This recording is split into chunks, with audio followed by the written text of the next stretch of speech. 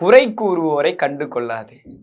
நம்ம வாழ்க்கையில ஒரு உயரத்துக்கு போறோம்னா, பல மனிதர்கள் இது சரியில்லை, அது சரியில்லை, நீ போறது இது தவறு, இப்படிதான் போகணும் அப்படின்னு பல பேர் நம்ம பல முறையான விமர்சனங்களை வைப்பாங்க. நாம் அதெல்லாம் கண்டுக்கவே கூடாது. அதற்கெல்லாம் பதில் அளித்துன்னு இருந்தோமோ, நம்மளுடைய நேரம் தான் வீணு.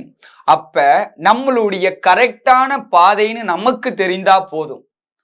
சரி, அந்த குறை கூறுவோர்கள் சொல்வதை நம்மளுடைய எண்ணத்துல எண்ணி பார்க்கணும்.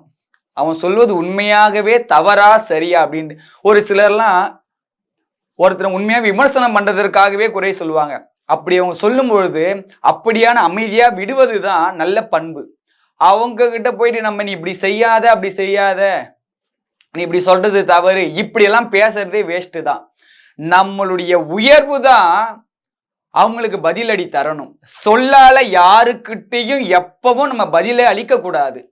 நம்மளை குறை சொல்றாங்களா, அப்படியா, அப்படியே விட்டுடணும். நம்மளுடைய உயர்வு, நம்மளுடைய வெற்றி அடைந்த பிறகு அவங்களால பதிலே அளிக்க முடியாது. மிகவும் அவமானம் தான் படணும் அவங்க. அப்ப எங்கெங்க எப்படி எப்படியெல்லாம் விமர்சனம் வருதோ அந்த விமர்சனத்தை எல்லாம் நீங்க உள் வாங்கி அதை வைராகியமா மாத்தணும். இந்த வெற்றி அடைந்த பிறகுதான் உங்களை விமர்சித்த அனைத்து விமர்சனங்களுக்கும் பதிலடியே. உடனே நீங்க பதில் அளித்தா அவன் முதல்ல ஏற்றுக்கொள்ளவே மாட்டான். அப்ப நம்மளுடைய வெற்றி அடைந்த பிறகு நீங்க சொல்ல வேண்டியதே இல்லை. தானாக விமர்சனம் பண்ண மனிதர்களே உன்னை நாடி வந்து சொல்லுவான், நான் என்னமோ நினைச்சேன் நீ இப்படி ஆயிட்டியே அப்படின்ட்டு. யாரு எதை சொன்னாலுமே நீ ஒரு பாதையில போறனா அந்த பாதையில யார் எதை சொன்னாலுமே காதல வாங்கக்கூடாது. உனக்கு ஊக்கம் கொடுக்கிறவர் யாரு, அவங்க சொல்றத கேளு. அப்போ ஊக்கம் கொடுக்கக்கூடிய ஒழுங்குமுறையான சரியான நல்ல நண்பர்களோடு அவங்களோட கரெக்டான ஒரு உறவு இருந்தா சரியான பாதையில போகும். இப்படி ஒருத்தர் உன்னால இது முடியாது அது முடியாது நம்மளை தாழ்த்தக்கூடிய நட்பு முறைகளிலிருந்து நம்ம விடுபடணும்.